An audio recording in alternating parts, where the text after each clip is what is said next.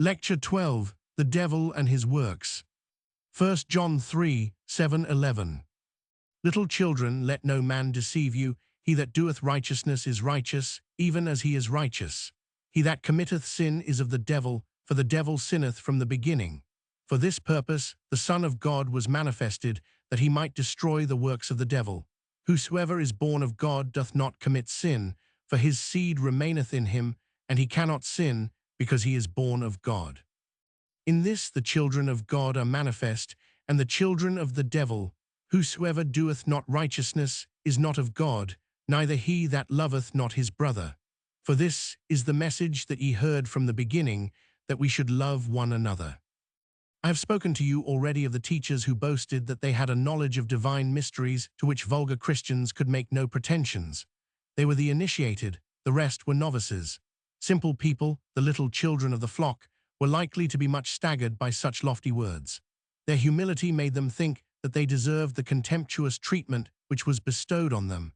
They could not tell that the others might not have the profound insight for which they gave themselves credit. The old apostle speaks to them with a confidence which they felt he at least had a right to assume. Little children, let no man deceive you. He that doeth righteousness is righteous, even as he is righteous. Knowledge, you are told, is the thing to be chiefly desired. Even so, knowledge of the righteous one, knowledge of him who makes us righteous, and doing righteousness, sincere, just, truthful acts, are the results and signs of this knowledge. They show whether we have this knowledge or are without it. He comes back to the test which these self-exalting doctors wish to get rid of, the severest test, the most leveling test. But by coming back to it, he vindicates a higher knowledge for the humblest disciples than that which those who refuse to be reckoned among mere disciples could claim for themselves. The knowledge of Christ, as the standard of all righteousness, he declares to be the heritage of them all, a knowledge involving practice and advancing as it advances. He has told them what will make them righteous, fellowship or intercourse with a righteous Lord of their spirits. He goes on to tell them how they become sinful, viz., by holding intercourse with an unrighteous spirit, by submitting to him as their Lord. He that committeth sin is of the devil, for the devil sinneth from the beginning. The word diabolos means accuser or slanderer. What he says, giving his words their most literal sense, is that one who sins or goes astray from God does so by listening to the voice of a spirit who accuses or slanders God. I have often been told by persons whose learning I respect that this is the doctrine of an old Jew, which we in the 19th century have long outlived. They speak, no doubt, for themselves. They mean that there are no facts in their own experience to which this doctrine of the old Jew corresponds. If it was so with me, I should be silent, for I have found so much in my own mind which his teaching has explained, which I could not have understood without it, that I should think he was probably right where I could not follow him, and that hereafter he might discover something to me which was now hidden from me. But I cannot pretend that this is the case. What he said to the Ephesians about this accuser does answer to the inmost witness of my conscience. I know that I did not learn this doctrine by the precept of men. I was not taught it in my childhood. Those I reverenced, and still reverence, considered it a fable. As I grew up, I felt the same motives to retain that opinion which act upon many of my contemporaries. The notion of a devil was associated in my mind with many superstitions which science had confuted. It was held by vulgar people among whom I did not wish to be reckoned. It was quite possible, if I cared for that, to pass muster with the orthodox and respectable, though I was skeptical on this point. But there are some things which are more terrible than being confounded with vulgar people. It is more terrible not to be honest with oneself. It is more terrible to think that one is given over hopelessly to work iniquity. It is more terrible to be cut off from all fellowship with human beings if they are vulgar. Now there come to me everyday whispers not received through the ear, but heard in the heart, that God is not the being whom Jesus Christ manifested, not a righteous and true being, not one whom I may trust, not one who means good to me and to my brethren, not one who cares that I should do right, or who will give me strength to do right. With these whispers come others also very strange, against persons whom I know, persons, possibly, who have done me wrong, quite as likely persons who have done me nothing but good. Suspicions of their kindness, doubts of their character, hints that they may be plotting something very evil.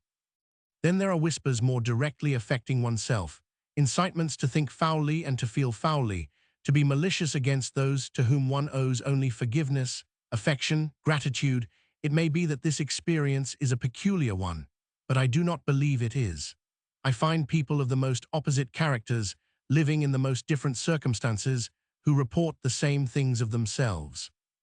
Read of horrible thoughts of jealousy coming over this mind, horrible thoughts of ambition into that, and of murder being the result of both. It is, of course, the most natural solution in the world to say, oh, these suggestions proceeded from some vile servant or companion. Possibly they did, but like words from that servant and companion might have gone in at one ear, as we say, and out at the other. They might have been repulsed indignantly. How did they get the dominion over me, over my spirit? Oh, that was your own fault. That shows that you were to blame. There is no question that I was to blame wherever the suggestion came from. I know that well enough. No one who has had such thoughts, unless he is a miserable self-deceiver, can shift the blame from himself. He must take it home to himself. But did the thoughts originate with me? I could not say so to please any theorist or to get credit for ever so much liberality and wisdom. I might have rejected the thoughts, but they were presented to me. I may bewilder myself. All men have bewildered themselves at some time or other by saying, I shuffled the cards, I played both hands, but it will not do. It is not a fair representation of the facts. To a man in earnest, it is a quite maddening explanation of them. Did they then originate with some other mortal?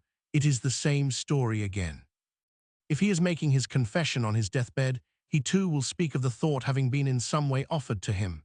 He knows then that this does not make the case better for him, but he uses the language because it is the only natural language, the only language which sets forth the thing as it was. Let me repeat what I have said once again. St. John never for a moment says or dreams that he who commits sin commits it because the devil or the accuser obliges him to do it. The thought of being obliged or forced is not only not implied in his words, it is contradicted by them. The names tempter and accuser do not indicate it, the word sin excludes it. That must belong to the man himself. I have shown you in a former lecture how inseparably it is connected with choice and with conscience, i.e., with the man's own self. What the apostle does say is that sin comes from contact or fellowship between our spirit and a sinful spirit, that to commit sin is to become his liegeman, his bondsman. Do you think I shall assert my responsibility for my own acts more strongly if I throw St. John's doctrine overboard? It seems to me that I shall then be in the greatest danger of denying my responsibility. I shall fancy that sin is so much a part of me, so much implied in my existence, that I cannot escape it. Under the words, my inclination, my tendency, my disposition, there will lurk all excuses for wrongdoing, and at the same time the most utter despair of reformation. And they must cut me off from my fellow creatures. The inclination, tendency, disposition, which is strong in some of you, is perhaps weak in me.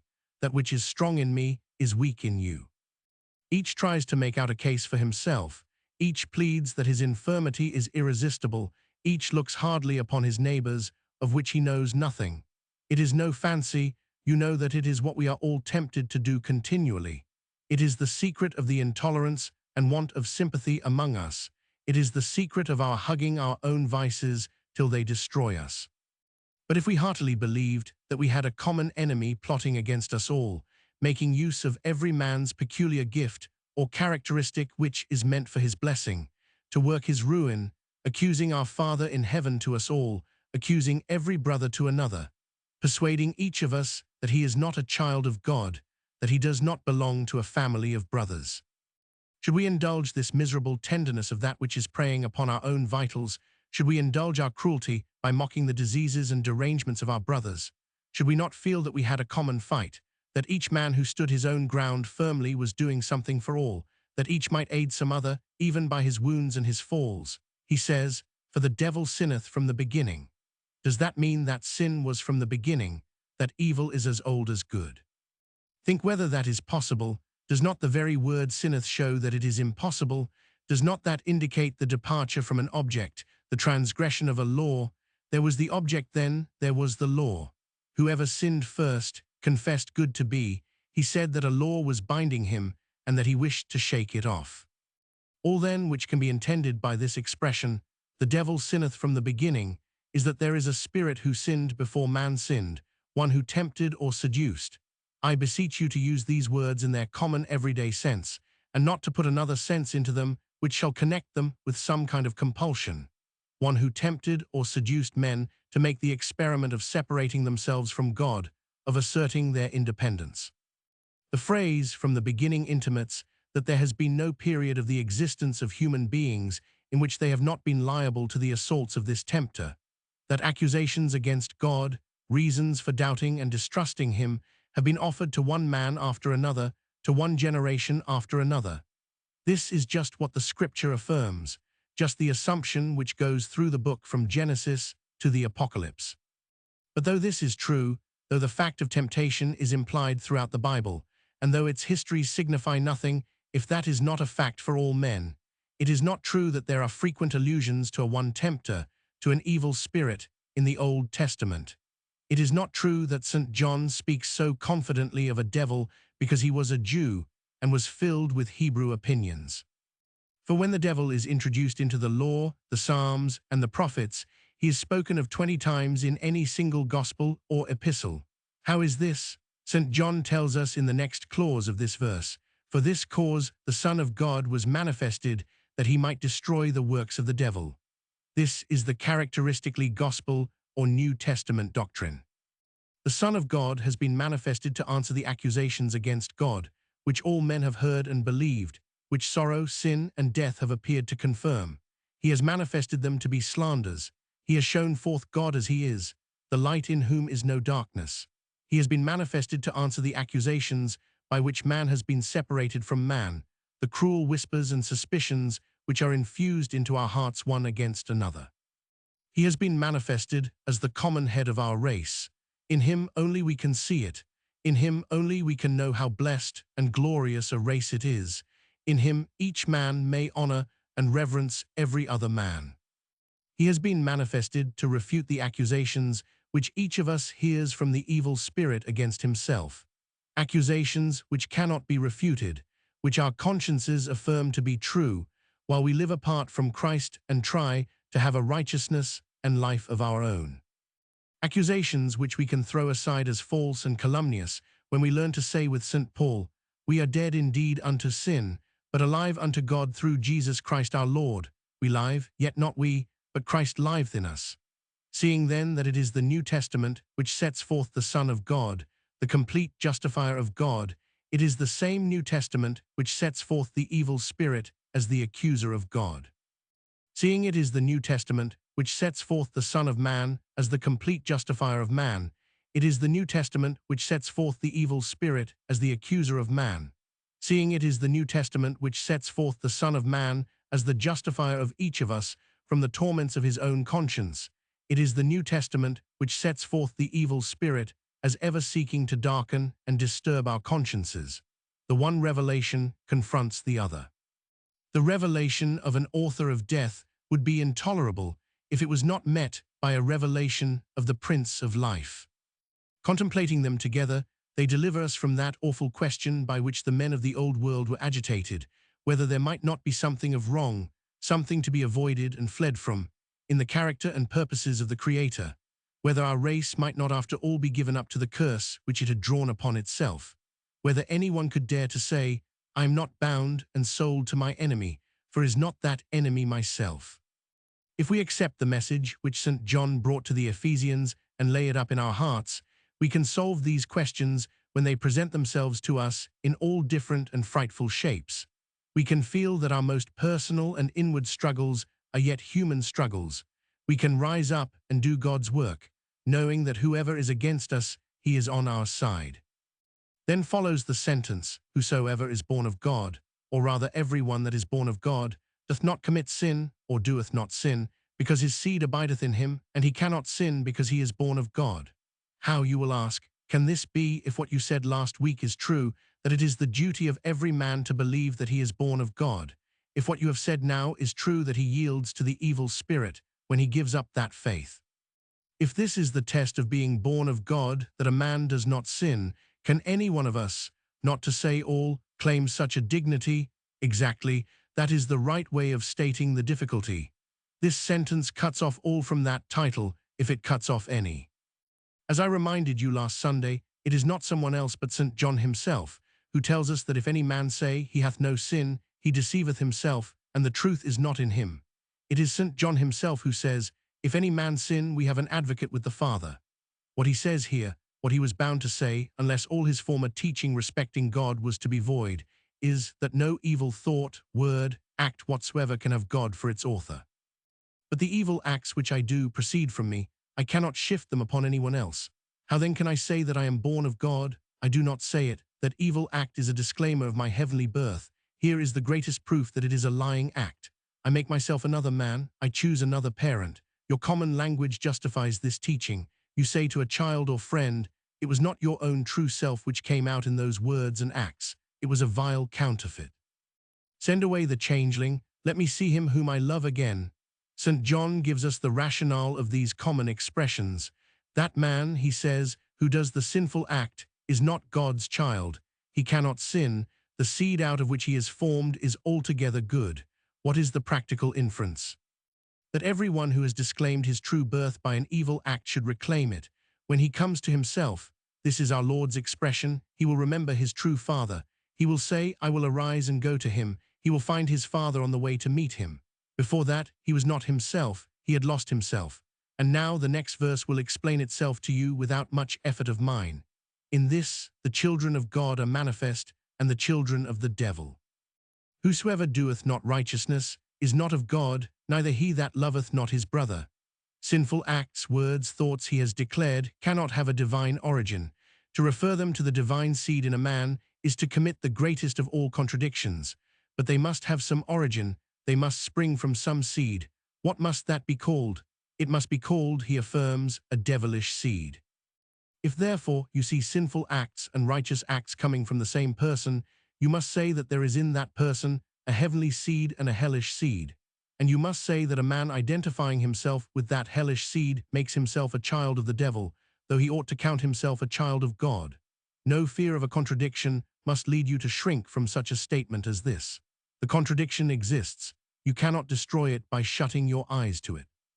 But you can produce a most fatal confusion of things eternally distinct, eternally opposed, by refusing to state the case as it is, to whatever perplexity of phrase you may be driven. Herein, and herein only, the children of God and the children of the devil are manifest. Nothing but good comes from good. Nothing but evil comes from evil. If you declare that nothing but good comes from any man you meet with on this earth, some startling wrong in him will confute your assertion. If you declare that nothing but evil comes from any man you meet with on this earth, some good which you did not expect will confute that assertion. Be honest, then. Do not invent theories to explain away facts. Do not hide the facts under delusive formulas which will stand no searching examination. But let all wickedness, without respect of persons, be assigned to the devil as its parent. Let all good, without respect of persons, be assigned to God as its parent. And let each person be encouraged to say, "I have no right whatever to acknowledge the evil spirit as my parent. If I have done so, it has been under a dark and horrible infatuation. For in very deed nothing in me is of him, but that which is destroying me. No living powers, energies, affections are from him, only that which extinguishes my powers, energies, and affections, only that which is making me not a man. I have a right to say that God is my parent. For every power, energy, affection that is awake or slumbering in me, I have received from him. Jesus Christ has said that he is his Father. He has bidden us say, Our Father. St. John is sometimes called the Apostle of Love. That they might give us that impression of him, painters have chosen to represent the last of the apostles, who must have written all his books in his old age, perhaps in extreme old age, as a beardless youth with a delicate complexion and a feminine expression. I hope Mr. Ruskin has warned us in this college sufficiently of departures from fact, of false ideals, such as these, by whatsoever great names they have been sanctioned. This mode of conceiving St. John is especially misleading and mischievous. Hitherto in this epistle he has spoken much of righteousness, only once about men loving each other, and that in connection with keeping a commandment, only once about God's love to us, and that in connection with our doing righteousness. His language has been simple and broad, not sentimental at all. He has told us in plain terms of men who lied and did not the truth. His discourse has been that of a father who would encourage his children, but who, from his care for them, would rather reprove than fondle them. It has been that of a man deeply experienced, not the least of one whose countenance was not furrowed by thought and sorrow. It has been that of one who has known temptations and has been out in rough weather, not the least of one who has kept himself from contact with evil, lest it should spoil his innocence. I make these remarks here for two reasons. One is that we are coming to that portion of his epistle in which he does dwell with great particularity upon the love of men for each other and upon the love of God for man, to that portion of it, therefore, which has won for him this special reputation. I could not enter upon the passages on this subject without warning you that in them, quite as little as in those we have gone through, shall we hear of anything answering to that sentimental love which the artists suppose that he wished to glorify. Love of the brethren, we shall find, is with him a habit or state of mind which leads directly to practice and is treated as utterly worthless apart from practice. The love of God to man is manifested not in any tenderness to his evil ways, but in bringing him into the right way. The two indications of the offspring of the evil spirit he gives us here are, 1. He doeth not righteousness, 2. He loveth not his brother. We shall find that the two are never separated. Love does not interfere with the strictness of right, but establishes it. Right does not make love less deep or less universal. Apart from right, it would be superficial and partial. These principles are some of the most vital and essential in Christian ethics, and there are none which we are in greater danger of forgetting. If you say to me, "But what do you mean by right and love? How do you distinguish one from another? How do you determine when one or another is outraged?" I reply, these are indeed the most needful of all inquiries. I hope that I shall not, I am sure that the Apostle St. John will not, evade them, even if they take the most searching form. They do not take the most searching form, as I have tried to show you before, when you crave for definitions of right and love. These it is easy enough to give. Different schoolmen could provide 20 or 100 at a short notice. What we want is some help for discerning right from wrong in the business of every day and hour. What we want is to know when love or hatred has possession of us and is ruling us. When you hear great words like these, words that are wrought into the heart of every language under heaven, you positively know that there are realities corresponding to them. You cannot take a step without that assumption. If you try to do it, you will find that you are unawares thrusting in a notion of right, a notion of love, which you have framed for yourselves and are making that the reality. These notions are, indeed, poor things. We must try to get clear of them in moral studies as we do in physical, by a steady experimental pursuit of the truths which are hidden beneath them. I hope we have gained some help from this epistle in learning what that method is, and in applying it, I hope we shall gain still more hereafter. I can testify for myself that no part of it has been of more use to me than that of which I have spoken today. And this was my second reason for alluding to the supposed fondness of St. John for the softer and tenderer side of morality and of the gospel.